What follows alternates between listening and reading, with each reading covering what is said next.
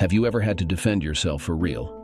I hope not, because I had to, and unfortunately I had to defend myself from my wife along with her lover. Moreover, I would never have thought that I would find myself in such a situation. But as they say, everything happens for the first time. In the dimly lit corner of the ballroom, I stood observing a couple gracefully gliding across the dance floor. Their gaze was fixed on each other, locked in a tender exchange. With every movement, the woman's chest rose and fell, pressed tightly against her partner's robust frame. Their dance was a display of sheer elegance. He moved with the agility of an athlete, and she followed his lead effortlessly. All eyes were drawn to them, captivated by their chemistry. There was an undeniable emotional connection between them, though perhaps not love. It transcended mere friendship. Her honey-blonde locks flowed gently like the tide, swaying as she remained close to him, almost as if she had no choice given his firm embrace. I might have envied their bond if the woman hadn't been my wife of 11 years, dancing with her boss. Instead of envy, I felt a surge of anger and humiliation. This wasn't our first time attending her company's annual awards banquet. We had been to 8 others before, and everyone in the company knew she was my wife. I could sense people in the room searching for me, anticipating an eruption as we all witnessed the unfolding drama before us. After 3 dances, they exited the dance floor together, joining their colleagues at a circular table in the center of the room. I observed as she looked at him with those seductive eyes that were once solely mine. Though I hadn't seen that look in a while, it didn't lessen the disgust I felt bubbling inside. All I could think was, it won't be long now. This situation was nearing its breaking point. I just needed to hold on a little longer. I struggled to reconcile my fear, hatred, and resentment toward what I was witnessing with the love, respect, and trust I once held for my wife. It was a battle I was losing, despite my efforts to overcome these emotions. Now, I found myself sinking into despair and self-pity. Defeated, I lowered my gaze. Despite my relentless efforts over the past months to reconcile with her and mend our marriage, I found myself at a loss. I had diligently planned date nights, taken on extra household tasks, switched off the TV, and attempted to engage in meaningful conversations, only to be met with her indifference. I left tokens of affection like flowers, notes, and cards, only to discover them discarded in the trash. I even sent flowers to her workplace, unsure if she ever received them. What more can I do but wait? I pondered silently. Pushing these thoughts aside, I returned to the makeshift bar in the corner of the room and approached Marianne, one of Kelsey's longtime colleagues. "Having a good time?" I inquired, feigning casualness. "I always enjoy these annual gatherings." "Harold loves the complimentary drinks," she replied. I offered a polite smile, raising my empty glass. "Likewise. By the way, I haven't seen Jason's wife tonight. Is she here?" I tried to mask my curiosity. "She's usually so stylish and delightful to converse with." "Oh, didn't Kels tell you? Jason served her with divorce papers today. Seems she wasn't fulfilling her marital duties." I had caught Marianne at just the right level of intoxication to not pay much attention to the words she was saying. I wasn't disappointed with the outcome. "No, I suppose not. Especially on a Friday night. We came straight here after I finished work, so we haven't had a chance to gossip," I replied, covering my tracks with a direct lie. Despite taking the afternoon off to prepare for the evening, she hadn't mentioned it during our conversation. I topped up my Captain and diet, got a glass of white wine for Kelsey, and made my way over to the table where she and Jason were engrossed in each other and didn't notice me approaching. "Kels, I brought you a glass of wine." I offered the glass to her. She was startled by my sudden appearance. "Oh, you scared me," she exclaimed, taking the glass. "Thank you, dear." The longer we all stood there, the more uneasy the others seemed to become.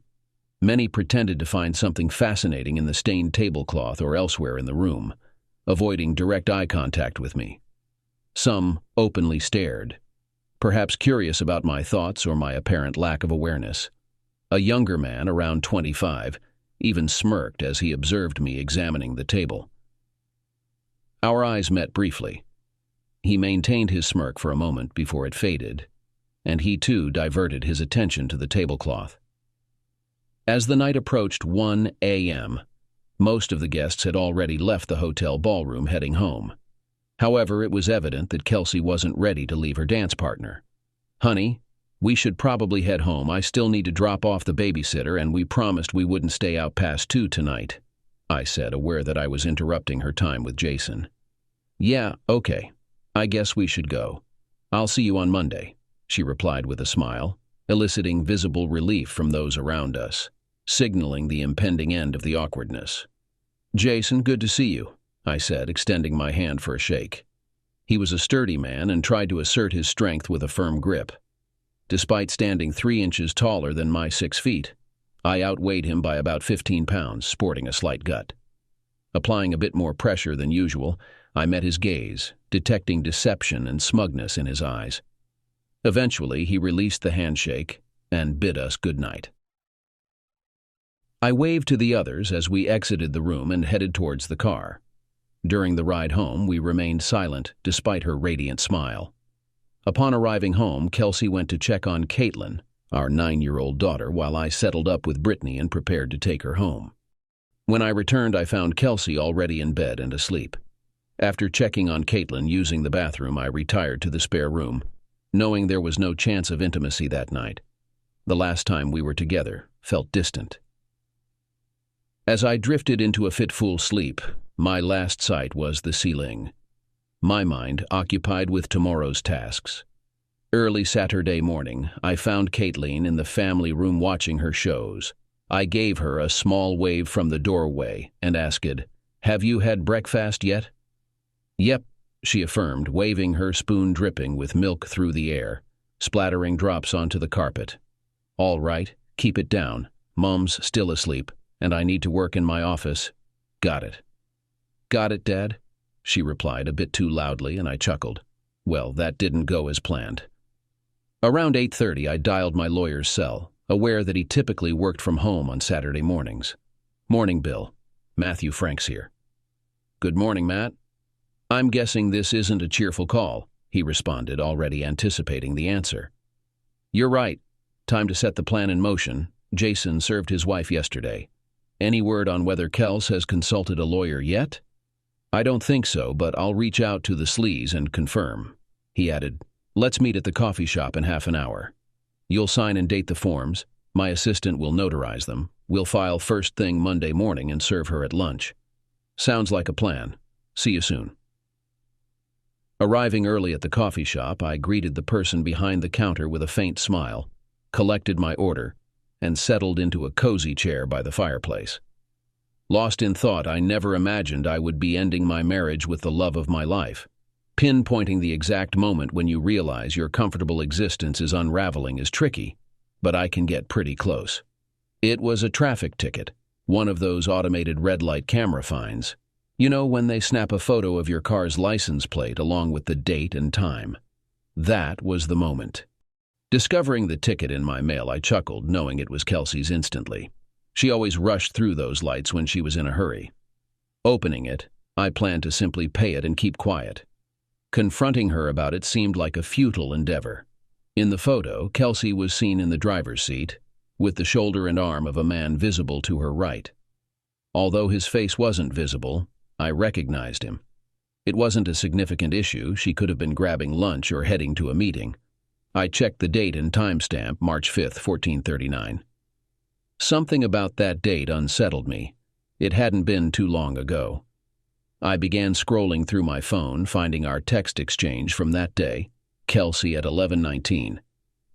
Dropping by Mary's after work to pick up clothes for Kate, I recall thinking it was nothing out of the ordinary.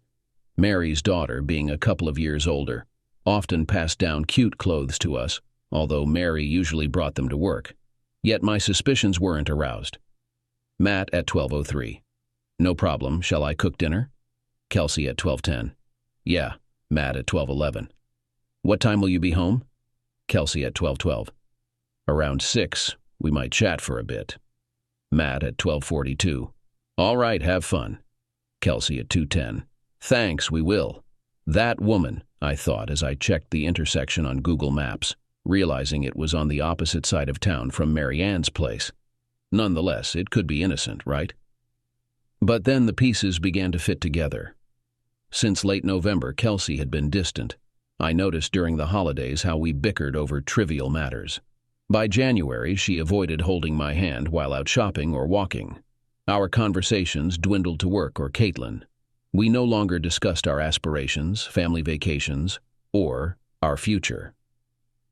I've had a trust fund since I was young. My great-grandfather acquired vast tracts of undeveloped land in the Pacific Northwest, logging much of it for profit. As the local city expanded, he sold portions of land back to the city. When he passed away, I received a significant sum from those transactions, which went into this trust. It expanded further upon my grandfather's death, continuing to grow. I never had to tap into it as my family was financially stable. The balance remained steady and even increased over time due to its interest accruing setup. Upon my father's passing, and with my mother already deceased, I inherited his entire estate, seamlessly merging his trust into mine. With the wealth we had accumulated, the three of us were nearly secure for life. However, Kelsey and I chose to keep working and growing our assets in anticipation of retirement. When Kelsey and I decided to marry, I made sure to obtain a prenuptial agreement to safeguard our assets. We regularly updated the prenup and our wills over the years, maintaining the clause that delineated separate ownership of assets in the event of divorce. However, we included a provision for Caitlin's education should anything happen to me. Naturally, there were detailed provisions regarding my death, ensuring Kelsey wouldn't benefit if she had any involvement. This arrangement gave me access to legal and accounting services for many years. I reached out to my family lawyer for advice and was referred to a reputable local divorce attorney. By the end of the week, I had scheduled a meeting with them to explore my options.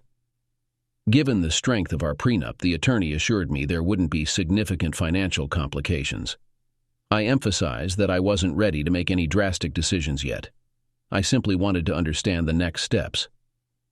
"Matt," Bill Manson began, "we could hire a private investigator to look into the situation and determine if there's cause for concern.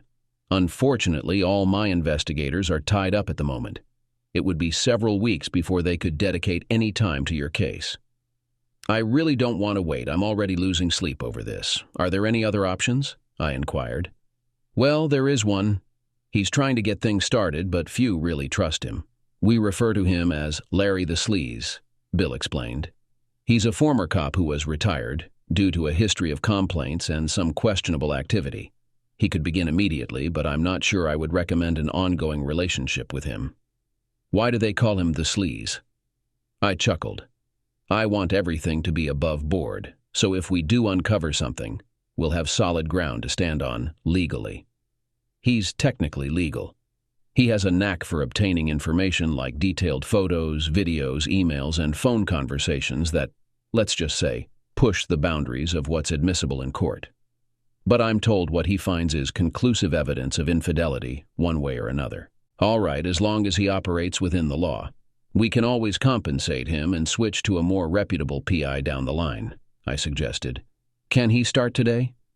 "I'll give him a call and check. I'll keep you updated later today," Bill assured me. "Sounds good, thank you." I proceeded to fill out paperwork for both the lawyer and the SAS, connected him with my accountant, and provided a retainer from my personal account. Kelsey didn't have access to it, so she wouldn't be aware of my actions. I didn't want to alarm her, especially if my suspicions were unfounded and it's just a rough patch in our marriage. While all of this was happening, I had made a decision to attempt to mend my relationship with my wife.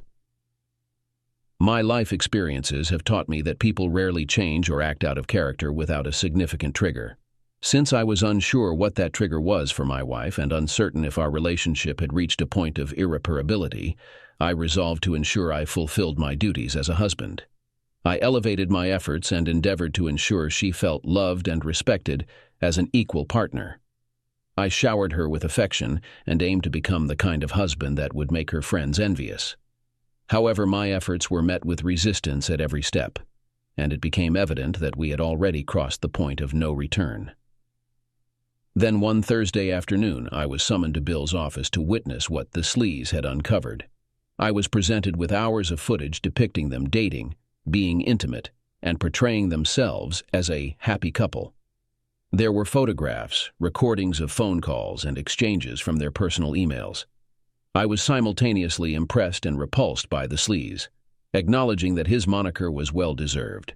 I sat there shattered. Never could I have imagined that she would have engaged in an affair with Jason Stanton. I suppose I could understand why she might be drawn to Jason. He was tall, handsome, and had a strong physique. He possessed refinement, and was on a steady upward path in both his professional and personal life. He had assumed control of Kelsey's department about a year ago. Being his personal assistant, Kelsey would spend a lot of time working closely with Jason, giving him ample opportunity to integrate himself into her life. Jason had been a standout player in college baseball, and the only thing that kept him from going pro was a shoulder injury during his senior year. I mean, who wouldn't be impressed by him? I just never imagined Kelsey would let him come between us. It was all too much to handle. I couldn't catch my breath, my chest felt tight, my vision blurred, and I feared I might faint. I pushed my chair back, rested my head between my knees, and tried to focus on my breathing. In and out, until my head cleared. The sense of loss and emptiness was indescribable. I had just lost my closest friend, my confidant, my partner, and the mother of my child. In that moment, I couldn't see a way forward. And then, the sleaze added insult to injury by playing a recording from the previous day, revealing why he had brought us all together. Kelsey, really? Do you love me? Her voice brimmed with excitement. Jason, yes, my love. You're the epitome of perfection. I adore you and envision us as a family. Kelsey, you mean you, me, and Caitlin? Jason, absolutely. Kelsey, and what about Matt? And, Shannon? Jason, we'll end our marriages, you'll have Caitlin, and we'll build a blissful family together. A silence followed, during which I assumed Kelsey was processing the bombshell her partner just dropped. Do you truly love me? Kelsey, yes, of course I do. I never really considered leaving Matt. It's just, Jason. Well, give it some thought. He can't offer you what I can. You'll be the envy of every social circle, experience things he could only dream of affording. I sensed the disdain in his tone and imagined the expressions on his face. Kelsey, it would devastate him to lose Kate. She means the world to him. Jason, I'll be a far better father than he ever could be. In no time, she won't even want to see him. Kelsey, why do you harbor such animosity toward him? What has he done to you? Her voice tinged with concern. To be honest, I was curious about that too. Jason, Kels, he's not worthy of you. That guy lacks ambition and the desire to become anything more than he already is, just a cog, enriching someone else. Kelsey, but you do realize he's a plant manager, don't you? He oversees 400 employees, and their plant boasts the highest production rates and revenue per square foot compared to any other plant. I felt a sense of pride that Kelsey was aware of that, though I would have preferred this discussion to take place in their workplace cafeteria rather than a hotel room. Jason, he's a coward, a weak beta, who didn't have ambitions in school, and he didn't even get a Master of Business Administration degree. He has completed his task, dear. I could surpass him any day. Kelsey, Jason, don't think you're that much taller than Matt. He's not weak. You don't know his past. He dealt with rude people and was skilled with firearms. He almost went down a dangerous path until he decided to get an education. That's why he didn't go to college right after school. She seemed to be bragging now. Kelsey, he's tougher and more formidable than you think.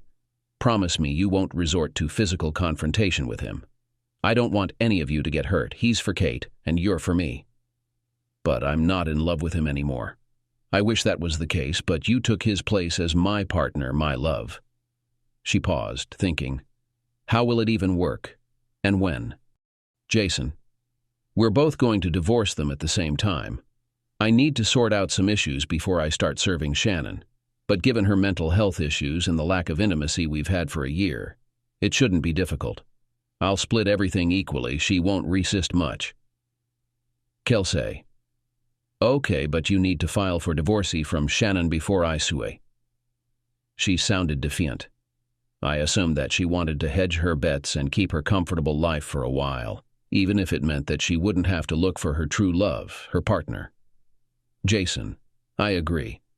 Now come here, dear. Your man needs a little attention. At this point I asked to stop recording. I didn't want to listen to anything else. I looked at Bill and asked, how do I deal with this? You strike first, Matt. But what if she changes her mind? They rarely do that, Mr. Franks.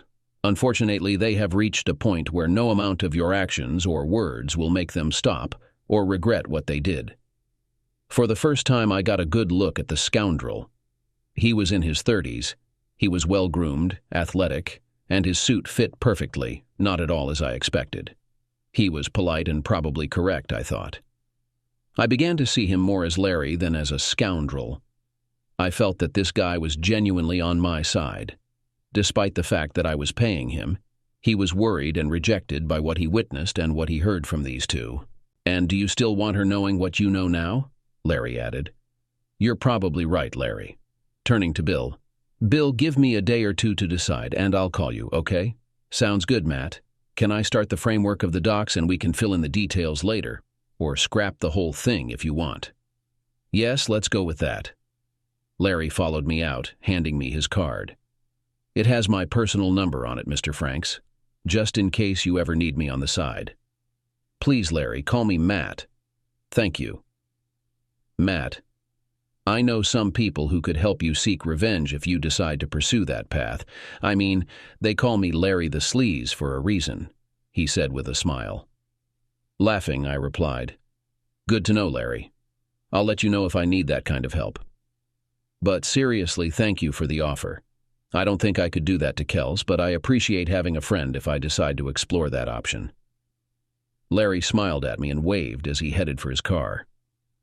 Throughout the entire weekend, I pondered my options incessantly, unable to focus on anything else. It seemed as though Kelsey was oblivious to the fact that I was grappling with the destiny of our family, leading me to consider that perhaps she had already made that decision for all of us. I battled with a whirlwind of emotions, doubt, anger, fear, and frustration. The most painful aspect was the humiliation and the loss of what I perceived as my masculinity. My identity was deeply intertwined with my work and my family. Who would I be without my family? I wondered. Concerns flooded my mind about Caitlin and how she would navigate the transition into the next chapter of our lives. The thought of that arrogant man raising my daughter infuriated me. I even envisioned him walking her down the aisle on her wedding day. My emotions and thoughts were in disarray, and despite drowning them in alcohol, clarity eluded me until Sunday morning. Sitting on the rear deck nursing a pounding headache, I realized that regardless of my efforts, this outcome was inevitable. My wife was already lost to me. Her disdain was unmistakable. My family was gone too. The crucial question now was how and under what conditions I would lose everything. Then a familiar saying struck me. Lead, follow, or get out of the way. I wasn't going to step aside, and I refused to follow those who cheated. Therefore, my only option was to lead. On Monday morning, I phoned Bill. Bill, it's Matt Franks. Good morning, Matt. Any closer to a decision? Yes, I have. I want you to finalize all the necessary documents, incorporating only the legal provisions Larry secured. Split everything evenly, 50-50. I paused. Are you interested in selling the house? Yes, we used a low-interest loan from my trust fund to purchase it, so we've been making payments ourselves all this time. We'll divide any equity we receive, but I'll be reimbursed the full loan amount plus the interest we've paid over the years. It's advantageous for me, I replied. Additionally, please allocate $200K for Kels from my trust fund. Consider it compensation for her services. It might soften her stance if she knows she won't be leaving this situation completely empty-handed. I'm aiming for primary custody of Kate. I understand it will be challenging, but perhaps Larry can dig up some compromising information on Jason to diminish his suitability as a father to a young girl. I've heard rumors about his behavior in college. Maybe he crossed some lines with his conquests. Please enlist Larry's help with that. Prepare a contingency plan for Kate in case we encounter resistance regarding primary custody. If necessary, draft the most generous shared custody arrangement you can think of for me. Additionally, I want to pursue legal action against Jason for alienation of affection and devise a way to involve his wife Shannon in the situation, ensuring she's informed in a completely transparent legal manner. On that note, please prepare another divorce scenario for her based on adultery and make it as contentious as possible. I'll cover her expenses. I believe she should face the consequences, and I want it to be messy. We can arrange for both services to be provided in the alienation suite, but you should be aware that it may not yield any results. Additionally, I'll need to have her sign a contract with me. I can begin preparing the necessary paperwork, but without her consent or information, there's not much else I can do, Bill explained. I see. I just want to stir things up a bit, and while you're at it, I want to sue Kelsey's company for allowing her to have a relationship with her boss. I doubt they have a morality clause in their handbook, but it's questionable for any company to permit such behavior under their supervision. He's her direct superior. I know it might not lead anywhere, but let's see what happens when we push it, Matt replied. All right, Matt, this is going to be costly, and the expenses could escalate further, especially if it's contested, Bill warned. I understand. It's just money, and I'm prepared to dip into my trust to ensure those two don't profit beyond what they deserve. As my father used to say, any time you involve a lawyer, you're just haggling over the price. I'm ready to proceed, Matt affirmed. Bill chuckled at my sarcastic remark about lawyers as he said, well, he sounds like a clever man. You know you don't have to give her any money from your trust. Your prenup is solid. I know, Bill, but I've been thinking about this all weekend. I figured if I don't leave her completely broke, she might be more willing to cooperate with my demands. And honestly, she kinda deserves it. She's put in a lot of effort and helped me safeguard it from unnecessary withdrawals. We both relied on it as our retirement savings. I was thinking it might give her an advantage over Jason, so when she's on her own, she won't have to depend on him as much. She deserves more. But there's no way I'm going to give that cheating jerk Jason any more of my life than he's already taken. I mean, my wife should be enough. I felt the anger rising within me as I spoke, just imagining Jason taking over the life that was meant to be mine. I've always considered myself fair in my dealings, and I wanted to ensure I treated Kelsey fairly, even though she hasn't reciprocated.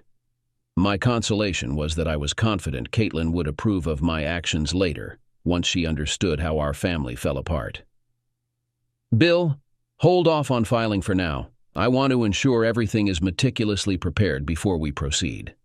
I prefer to wait for her to initiate action. It gives me more time with Kate in our family home.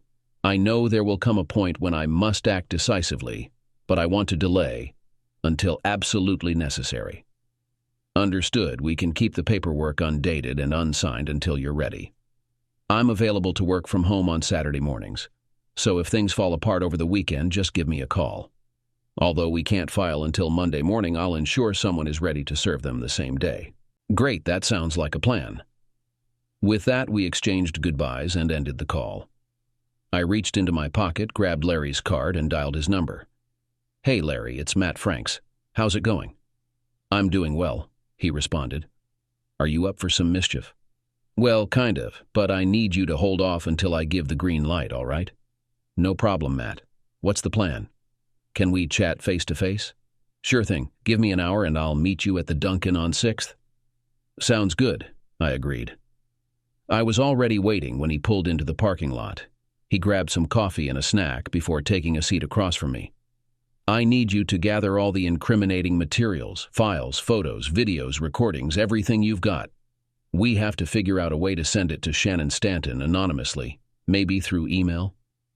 No worries. I know someone who operates on the dark web, Larry replied. Is that it? What about uploading the videos to a porn site or sending the nasty stuff to her parents or colleagues? I pondered. Geez, he's slimy, I thought. No, Kels still has to stick around town. I wouldn't want her to be so embarrassed that she skips town with Kate. And I still care about the dumb girl. Even if she doesn't love me anymore, I said, as I slid an envelope containing $5,000 cash across the table. This should cover your initial expenses, but let me know if you need more. Larry counted the cash and glanced up at me, saying $3,000 would do it. He might be shady, but at least he's straightforward. I'll keep the rest as a retainer. I might need your expertise later. Remember, hold on to the file until I reach out. I want them caught off guard, and I have my reasons for letting them initiate. Oh, and let's gather some information on his wife's health issues. Her medical history could factor into our decisions later. Can you manage that?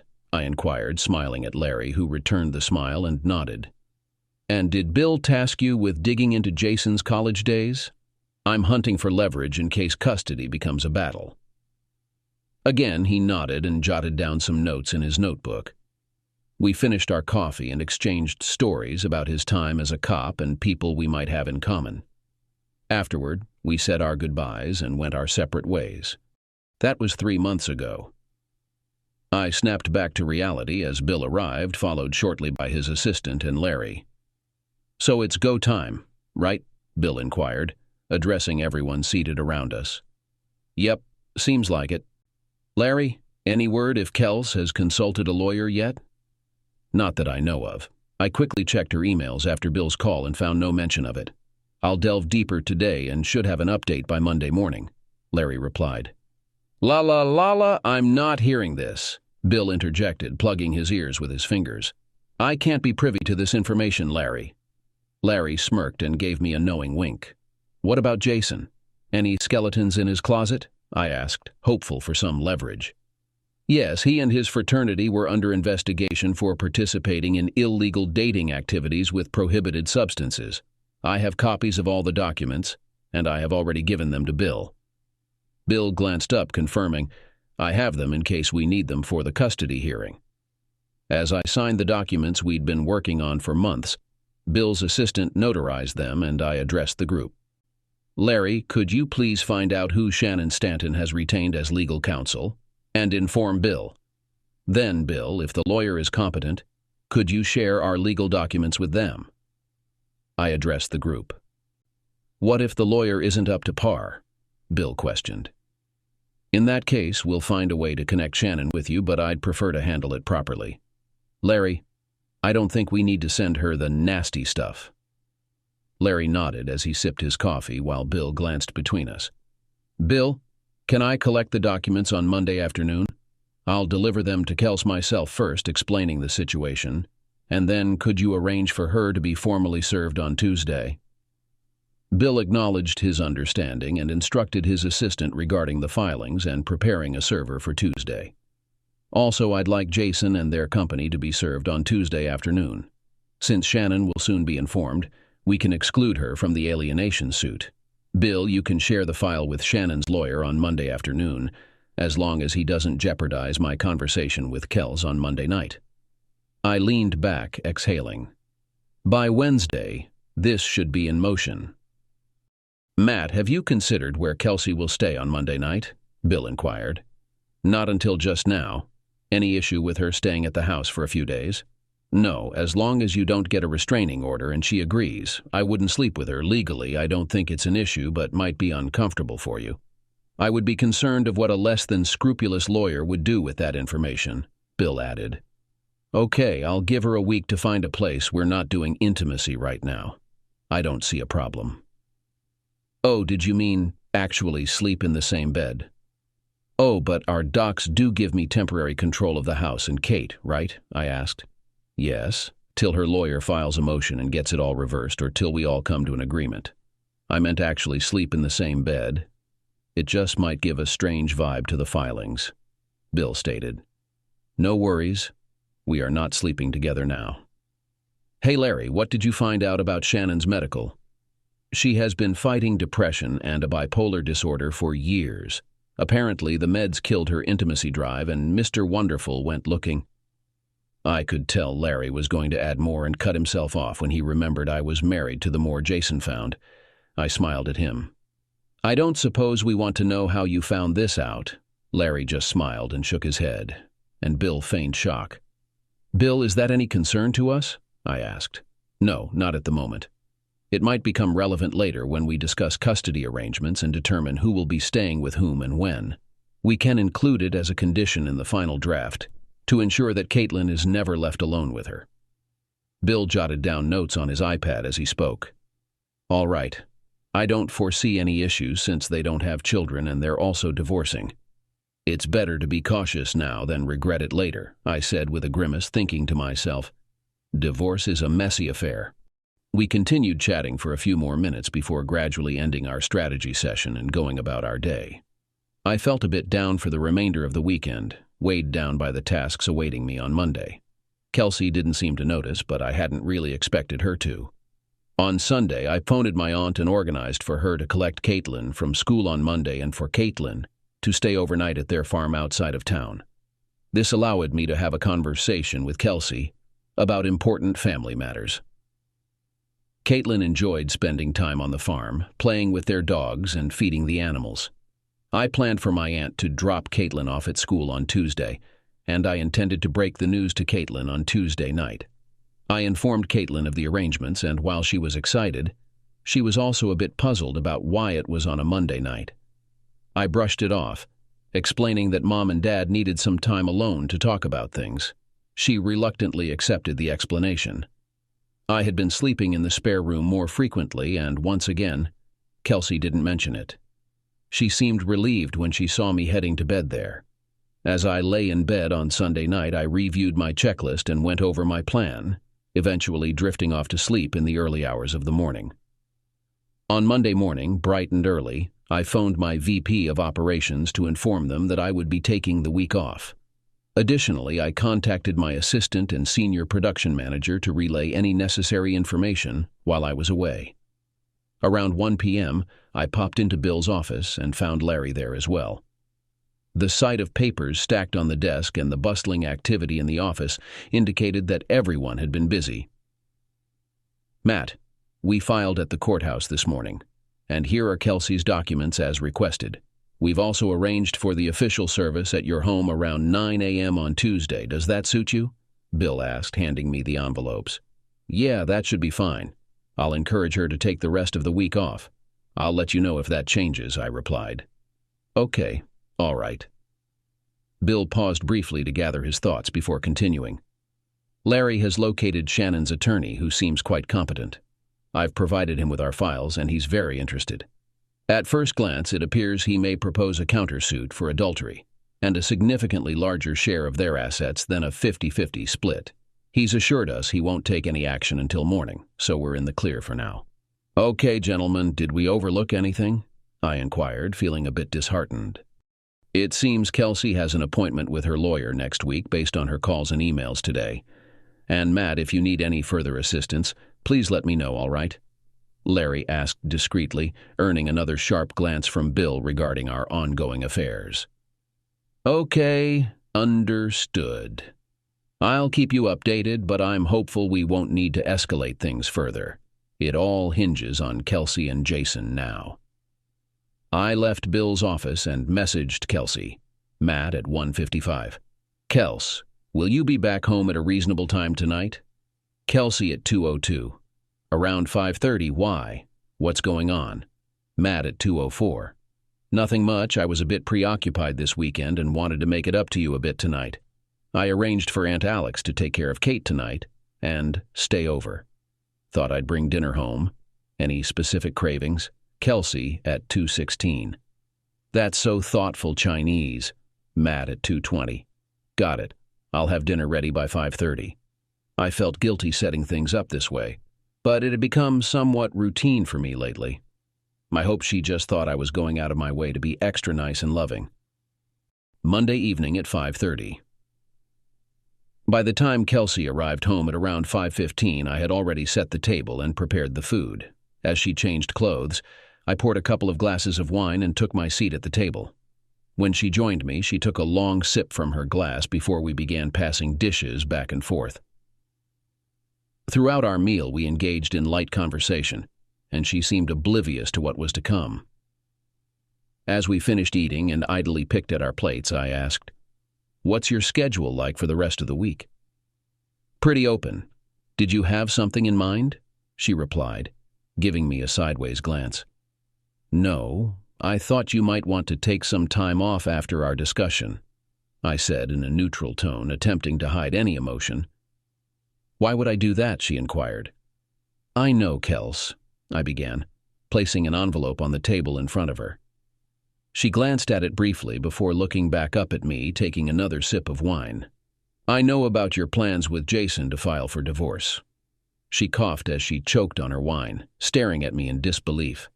I could see her mind racing, trying to comprehend how I knew or what she could do to handle the situation. What divorce? She finally managed to ask. The one you're meeting a lawyer about next week and the one Jason has already filed against Shannon. I know you're in love with him and are planning to leave me with Kate. I tore open the envelope and pushed some of the photos toward her. Her eyes widened as she set her glass down and sifted through the images. I watched as her eyes welled up and she started to hiccup, a telltale sign of her becoming overly emotional. I'm so sorry, Matthew. I never intended for any of this to happen. I don't know what else to say. Her voice trailed off as she glanced down at the table. I understand, Kels. I've been aware of your intentions for months. I've had time to come to terms with it all. I'm deeply disappointed and hurt. I paused briefly to collect myself and quell the anger rising within me. The only thing I need to know is, did I do something or fail to do something that led you to Jason? Oh God, no, she exclaimed, meeting my gaze briefly before retreating back to the table, likely overwhelmed by guilt and shame. It just happened. It's not because of anything you did or didn't do. You were a wonderful husband and father. I fell for him, she finally managed to say. I experienced a mix of disappointment and relief. I suppose I can't control it if she simply stopped loving me and chose Jason instead. He's had ample opportunity to win her over and replace me, and now there's nothing I can do to stop it. Our marriage is over, and all that remains is the paperwork. I retrieved the divorce papers and handed them to her. Here's the proposed settlement I'm offering. I've already initiated the process, so you don't need to unless you disagree with my terms. The main points are, the prenuptial agreement applies, so my trust is off the table. I suggest we sell off any unwanted assets and split the proceeds equally, including the house. Since I filed first, I'm requesting full custody of Caitlin and minimal child support from you. However, you'll have generous visitation rights. Caitlin will remain on my insurance, but you'll need to arrange your own coverage. You'll keep your 401k, premarital investments, and inheritance from your mom. I have no intention of taking what rightfully belongs to you. We'll divide any investments made during our marriage, and Caitlin and I will remain in the house until it's sold. I'm also allocating $200K from my trust for your setup. I suggest you consider a prenup to safeguard it if you proceed with Jason. I want to ensure your financial independence as I'm not requesting spousal support. I paused, observing her reaction to my proposal. I believe Caitlin should be with me. She'll need her mother's presence as she grows, she stated plainly. I completely agree, but you can handle that remotely through visits and calls. To be honest, I don't trust Jason with our daughter. I'm aware he plans to try to influence her against me with gifts and his charming personality. Since he couldn't have his own child, he's set his sights on mine. I believe I'm already being quite generous by allowing him to have access to my wife. He shouldn't also have access to my daughter.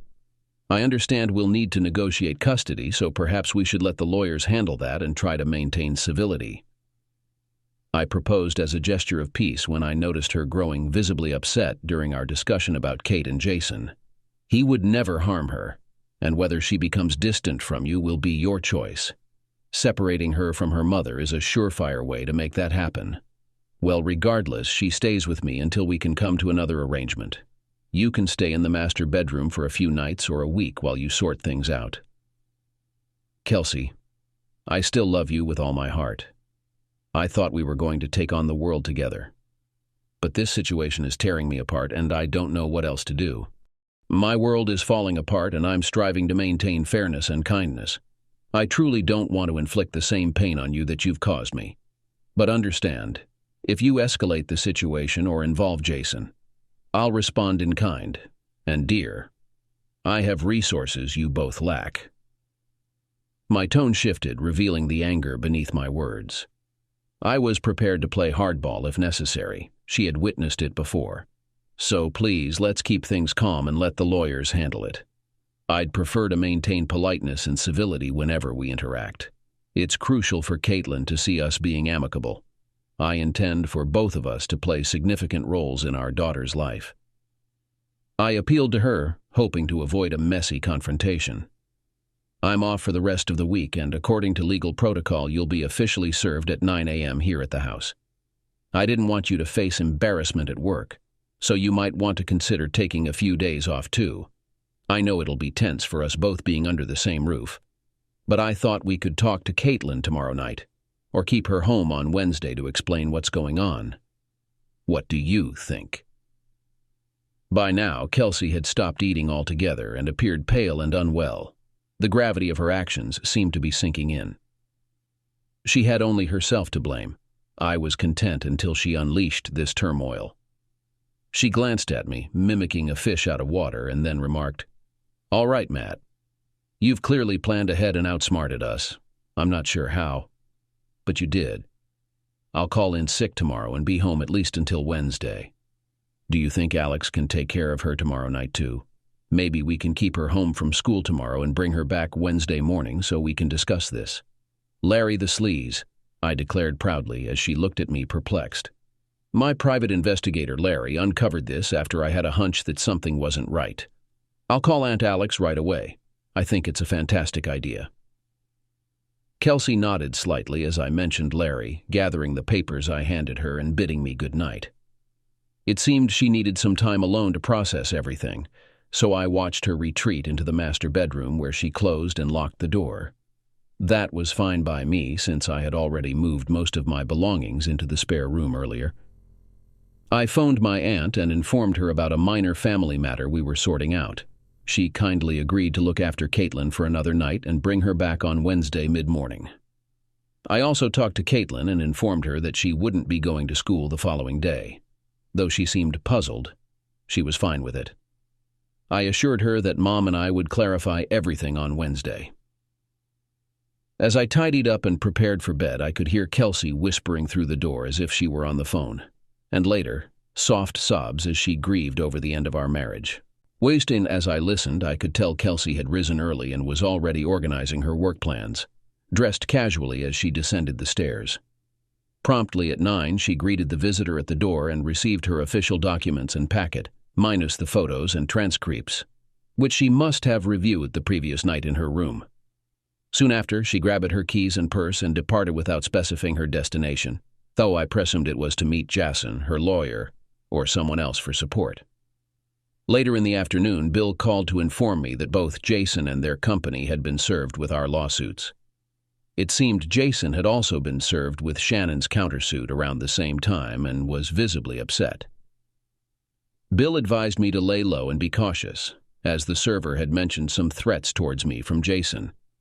I never thought Jason would be so foolish considering he always got what he wanted. Still, as a precaution, I went to my gun safe, retrieved my loaded 1911 in .45 ACP, ensured it was ready to fire, and tucked it under my chair while I watched TV. Later, as I stood by the sink, I noticed a black BMW screech to a stop in my driveway, and an enraged Jason emerged, grabbing a baseball bat from the back seat. Realizing I needed to act, I retreated to my chair where my cell phone was and called 911, feeling secure behind the locked door. I informed the operator that my wife's boyfriend was outside with a baseball bat, and they dispatched units to my location. As I made the call, I heard another vehicle pull up, likely Kelsey from the sound of the commotion. Then there was a sudden, high-pitched yelp. Startled by the strong blow with which he smashed my front door, I saw an enraged Jason burst inside, his voice booming. "You idiot! Because of you, I was fired and I terminated the divorce process." Seething with anger and foaming at the mouth, he waved the bat erratically, while I calmly reached for the butt of my pistol. Outside, I could hear Kelsey's desperate pleas for him to stop. "I took your wife away from you, and now I'm going to take your daughter too. "You're a weakling." As he approached, I waited until he was 5 feet away before pulling the gun out from under the seat cushion. His narrowed eyes betrayed his lack of self-confidence. Although he raised the bat, it would have been useless at a distance of 25 feet. With a slight movement of my hand, I made sure that my opponent was on the floor, and I was holding my breath. Still reeling from the unfolding events, I finally noticed a gun pointed at my face and an officer shouting, "Freeze! Drop the weapon!" he commanded, bringing me back to reality. I obeyed, dropping my weapon and obeying his order to lie down on the floor. The following weeks were chaotic and overwhelming. Jason was declared dead at the scene. Later, I found out from police reports and eyewitnesses that he had been served with my lawsuit and updated divorce papers from his wife around the same time. It didn't take him long to realize that the incriminating photos had come from me. Kelsey was beside him when he opened the envelope from his wife and confirmed that she had received a matching set. Shortly after, they were both summoned to the VP's office, where they confessed to their affair, unaware of the consequences. Knowing that my lawsuit against the company would lead nowhere, which it didn't, the executives felt compelled to take action by firing the managing director for engaging in an affair with a subordinate. And they did. At that moment, Jason saw me as the embodiment of evil, believing I needed to pay for standing up against him and thwarting his plans. He grabbed one of his souvenir bats from his office and headed to my house. Kelsey spotted him through a second-floor conference room window and guessed where he might be heading. She intercepted him in our driveway and attempted to calm him down before he could harm me. Naturally, neither of them knew that I had been forewarned of their arrival and was ready. Kelsey ended up with a bruisedy after Jason forcefully pushed her aside while she attempted to prevent him from entering our house. Besides that, she sustained no other physical injuries, but she suffered from recurring nightmares for months, which kept several counselors busy. Amidst police interviews, meetings with prosecutors, and courtroom appearances, I managed to have a few brief conversations with her, but we never delved into the details of what happened that day. Losing her husband, lover, and daughter within a span of less than 24 hours left Kelsey a mere shadow of her former self. She never recovered from the ordeal. Despite sticking around for the divorce proceedings and perhaps a month afterward, Kelsey never sought legal representation or contested the divorce. I easily obtained custody of Caitlin, much to my surprise. Strangely, she never claimed her share of the financial settlement. Bill held onto it for her, but eventually returned it to me a year later. Additionally, she never returned to our house, opting instead to stay with friends and family until she vanished without a trace. She had a few supervised meetings with Caitlin, but they were inconsistent. I ensured Caitlin was available for every scheduled meeting, whether we had confirmation from Kelsey or not. Kelsey would attend approximately every fourth meeting. I was informed that Kelsey developed a dependency on painkillers and other prescribed narcotics meant to ease her struggles and aid her in functioning as an adult. By the time she vanished, she was unemployed, without friends, and penniless. Neither Caitlin nor I nor anyone in her circle had any means of contacting her, and she never reached out to us again. We are clueless about her whereabouts. We lost a wife and a mother. The house was sold, and Caitlin and I purchased another residence within her school district, aiming to rebuild our lives. Following the traumatic experience, both of us sought counseling. I attended sessions for 6 months, but eventually, I had to suppress the pain and move forward, as I had a daughter to raise and a life to live. Caitlin, on the other hand, spent a few years intermittently seeing a counselor, partly influenced by her mother's response to the event and the subsequent abandonment. She had numerous issues to address and work through. It took me 3 years to get myself together enough to even consider dating. Several months later, I met a wonderful woman named Jo, who was understanding and respectful of Caitlin's and my experiences. Our dating progressed much slower than either of us desired, but eventually, we entered into a physical relationship, and about 16 months later, we got married. We raised Caitlin and Jo's daughter as a family, but we never expanded it. Over time, our lives stabilized and improved. Our only challenges arose during Caitlin's major life events, her high school and college graduations.